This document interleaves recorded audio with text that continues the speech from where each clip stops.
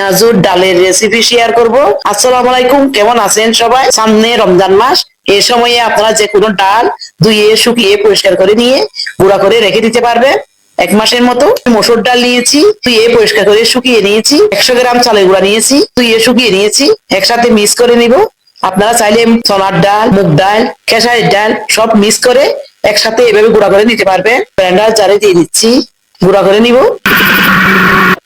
গুঁড়া হয়ে গিয়েছে, এভাবে গুঁড়া করে নিয়েছি। একটু দানা দানাও আছে, এরকম অবস্থায় রেখে দিলে একটা জারে ভরে 1 মাসের মতো আপনাদের খুব উপকারে আসবে। যখন প্রয়োজন পড়বে তখন আপনারা এটা ব্যবহার করতে পারবে। পেঁয়াজ বানানো আমরা অনেক সময় ঝামেলা মনে করি, ভেবে রেখে দিলে আপনারা খুব সহজে 10 মিনিটে বানিয়ে নিতে পারবেন। এরকম একটা জারে ভরে আমি রেখে দিব। সবগুলো আমি জারে ভরে নিয়েছি। এখান থেকে 1 কাপ নিয়ে পানিতে ভিজিয়ে দিব। প্রায় আধা ঘন্টা রাখতে হবে। আপনারা চাইলে 1 ঘন্টাও রাখতে পারেন। পানি দিয়ে এরকম রেস্টে রেখে দিলে ভিজে ফুলে যাবে। আধা ঘন্টা রেখে দিয়েছিলাম, ভিজে ডাবল হয়ে গেছে।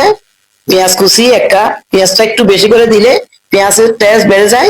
কাঁচামরিচ কুচি, ধনে পাতা কুচি, কিছু পুদিনা পাতা কুচি।